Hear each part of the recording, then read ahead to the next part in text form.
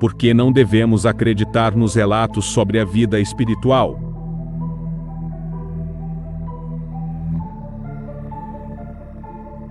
Não devemos acreditar ao pé da letra em relatos sobre a vida espiritual de nenhum tipo, seja de relatos de quase morte, psicografias, sonhos ou relatos de experiências fora do corpo, viagens astrais.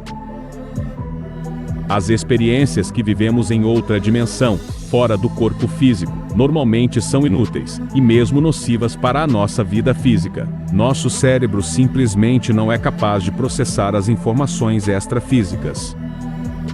Neste caso, o nosso cérebro adapta estas informações extrafísicas à realidade física, criando uma história truncada e mesclada de fantasias.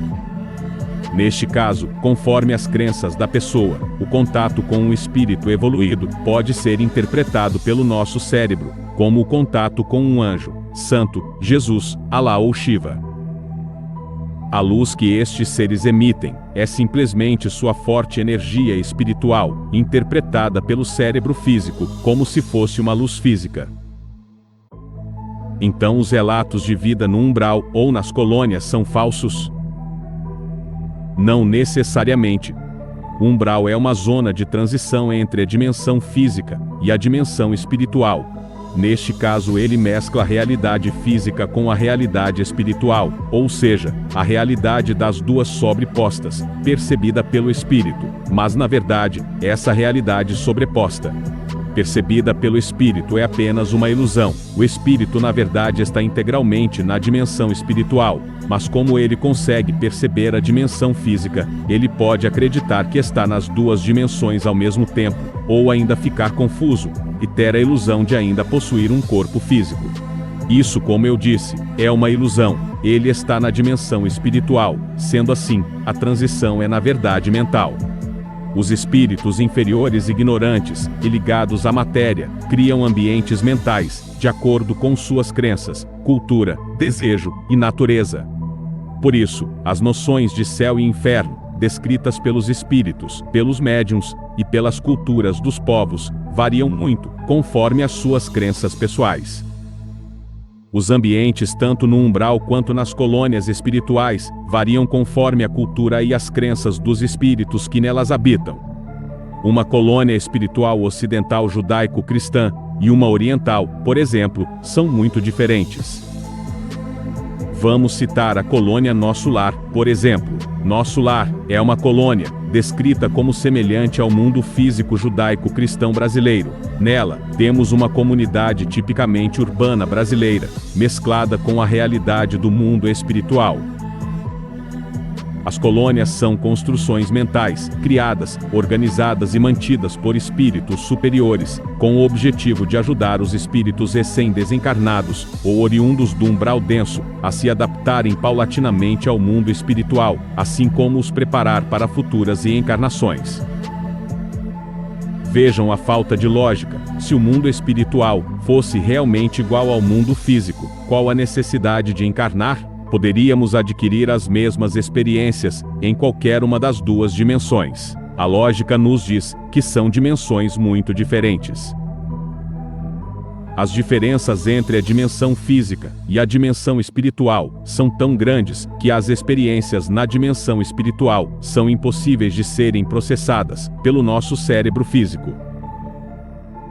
No mundo físico, temos um corpo biológico dominado pelas funções e necessidades físicas e biológicas, assim como pelos instintos. Nosso corpo e nosso cérebro físico evoluíram para viver experiências físicas. Nosso cérebro não evoluiu para experienciar a vida espiritual, ele não evoluiu para isso, pois experiências na dimensão espiritual são inúteis e até nocivas para a sobrevivência física.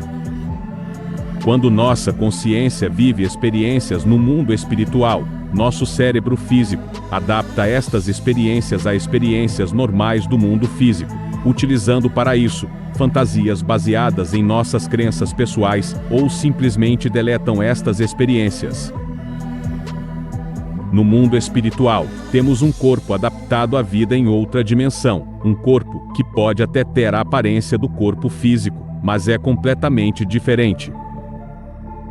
Este outro corpo não tem as necessidades, assim como limitações físicas e biológicas, não possui instintos animais e hormônios a lhe influenciar e impulsionar todas as suas ações, desejos, emoções e necessidades, sejam elas ilusórias ou não. As necessidades do espírito, na dimensão espiritual, são exclusivamente mentais e emocionais, e as leis que regem a dimensão espiritual são muito diferentes das leis da física e as leis da biologia do mundo físico. O cérebro físico humano não suportaria a carga de experienciar duas vidas em duas dimensões, simultaneamente. Ele não evoluiu para isso. E se pudesse, isso afetaria, ou mesmo tornaria quase impossível para o espírito permanecer encarnado. É incrivelmente penoso para um espírito viver encarnado no mundo físico, dominado pelas necessidades e pela influência de um corpo biológico tão limitado, fraco e vulnerável. Seria impossível a permanência do espírito no corpo biológico, não fosse o véu do esquecimento e a incapacidade do cérebro físico de lembrar da vida espiritual.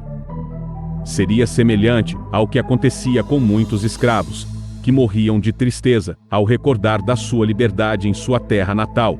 Na verdade, para os espíritos encarnados, a lembrança plena da dimensão espiritual seria até bem pior que isso.